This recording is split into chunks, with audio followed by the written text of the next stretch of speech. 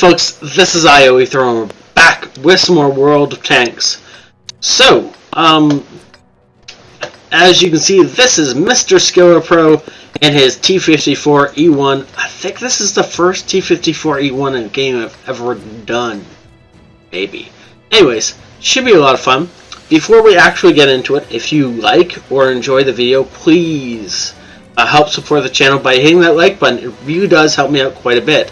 It's the best way for me to tell if you enjoyed it or not. I know it's really weird, right? Let's make sure this is in fixed camera mode. And if you want to talk to me, Facebook, Dexter, and Twitter links are all in the description below, as well as my Patreon link. It should be in there anyway. If it's not, it will be by the time I edit this and put it on YouTube.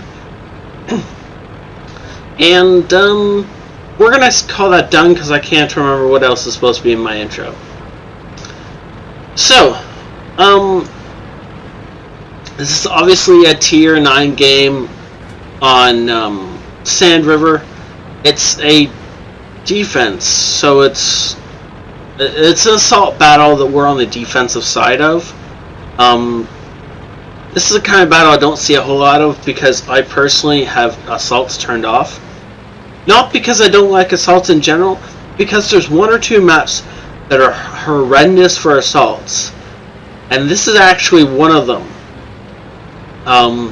This map needs your team to work together for assault or defense for you to win, and random battles and teams working together goes so well together that it's just not worth the pain trying this more than once in a lifetime.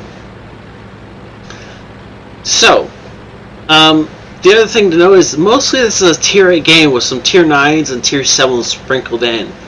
So this is actually the best game that these two could hope for. And before we get into it, I completely forgot to introduce Berserker back there in the E75. That is MrSkillerPro's platoon mate. And yeah, okay, we've also lost Scout a piece already. That's interesting. Beautiful shot into the ISA, making the guy back off. Obviously, he wasn't paying attention, and MrSkillerPro managed to put a good shot into him. What? How did?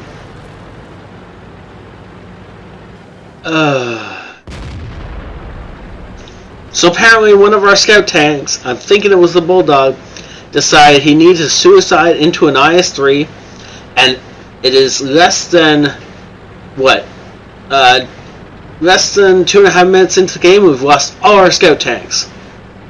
Yay. This is going to end so well unless we're really careful or really awesome. So MrSkillerPro is trying to fend off a Leopard PTA from one side as well as a couple of heavy tanks from the other side. He's got to be really careful with his positioning here, because as much as he wants to keep the hill, ooh, nice bounce, between him and them, he also can't sit in one spot because artillery will absolutely destroy him if he lets them. Unfortunately for our friendly, it was a Tiger 2 whose back is getting chewed up by these guys pushing over this hill. And between these guys are basically getting flanked on either side. They're having a really difficult time holding off both attacks simultaneously. And what's going to have to happen is they're going to have to destroy one of these two sides in order to win this battle. Ooh, good job. Thankfully, the Panther 8.8 took out the W111. And so now, we just got to fake this Iron 3 into thinking that we're reloaded. This is a tactic, by the way, that you can use in any autoloading tank, is to go aggressive all of a sudden in the midst of your reload. 9% of the time, enemy tanks will back off thinking that you're reloaded and about to unload an entire clip into them. You have to be really careful when you use this tactic, of course, because if someone calls your bluff, more than likely you're either dead or severely injured. But thankfully, MrSkillerPro pulled it off and nobody called his bluff. And now the IS-3 should be dead as soon as an ally can shoot him. Good job, Berserker, snatching that kill. Thankfully, as that was starting to get a little bit hairy there. Now, now Berserker is going to stay far back and provide covering fire. Meanwhile, our Tiger 2 friend, as well as MrSkillerPro here, are going to try and push this line a little bit. They can't push too far up. Ooh, that is the side of a T-28 prototype. And if we had been loaded and scoped in at the right time, or he can sit there and let us shoot at him. Yeah, that'll work too. Well, it's a dead T-28.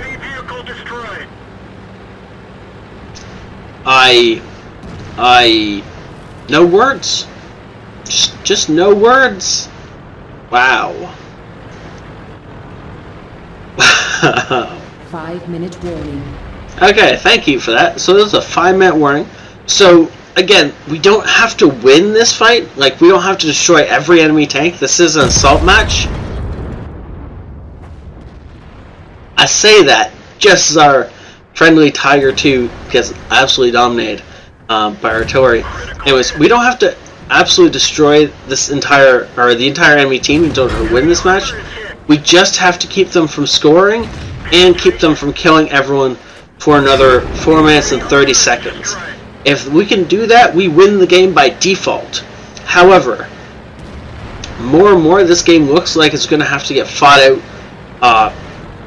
down to like the nitty-gritty in order for us to win this. Now, unfortunately, MrSkillerPro is still in a position where he can't back up. Thankfully, now he actually can, because there was an ISU on this ridge that was preventing MrSkillerPro from falling back if he wanted to. ISU got killed. MrSkillerPro can come over this ridge and pop the T-34. Beautiful job. For some reason, the IS chose exactly the wrong time to fall back and try and circle the Allies' defensive position. This is exactly the wrong move for the IS. He should have been there backing up his T-34. If he'd been doing that, he probably wouldn't have killed MrSkillerPro. But a well-placed shot could have tracked MrSkillerPro before he could get his gun onto the T-34 and would have preserved the T-34's life for a little bit longer, quite possibly getting MrSkillerPro killed in the process. But unfortunately, he decided he could do it by himself, left his buddy in the T-34 to die, and ran all the way over here. 3 minutes left. So he can in turn could die. Now,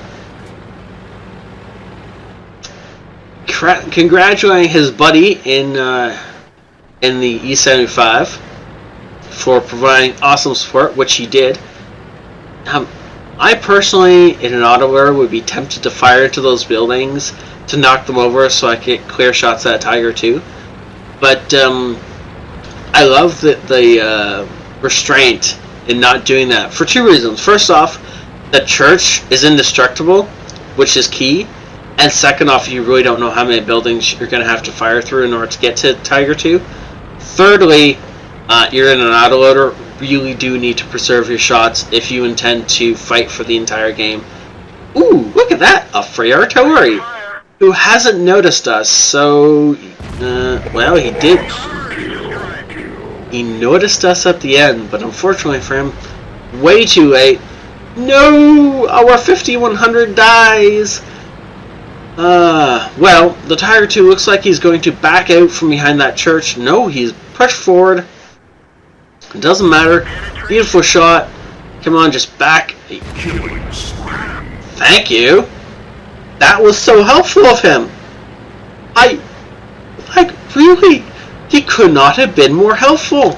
Instead of taking cover behind a building, he just stuck his front end out, let us shoot it, and then stuck his back end out. Let us shoot that too. It was great. Benefits of being in an autoloader. Unfortunately, means MrSkillerPro has to reload. Didn't actually have to. Could have saved his last shell, but completely worth the reload.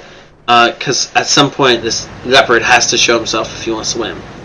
Now, albeit, the Leopard could have decided he didn't care about winning. Taking the Leopard's track off. Well then, that's how you do that then. That is how you take a... I'm not going to say a losing game, but...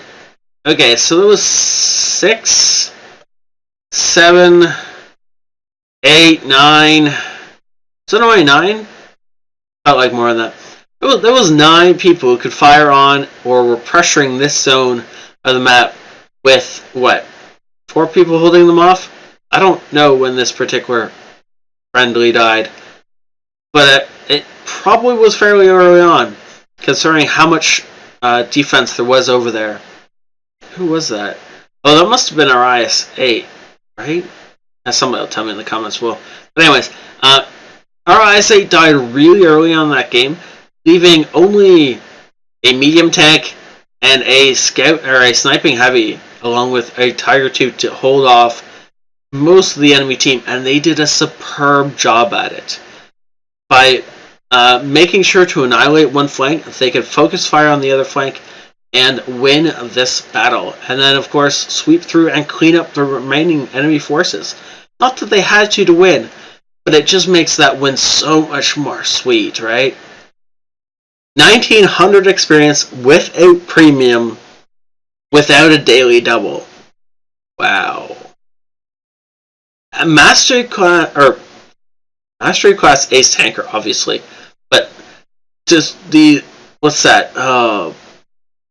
You know what I mean. 2-gun marks of excellence. That's what it is. That took me way too long to think of. Fire for effect, Bruiser, Radley Walters, high caliber. Well, obviously, tank sniper. You don't see too many of these anymore.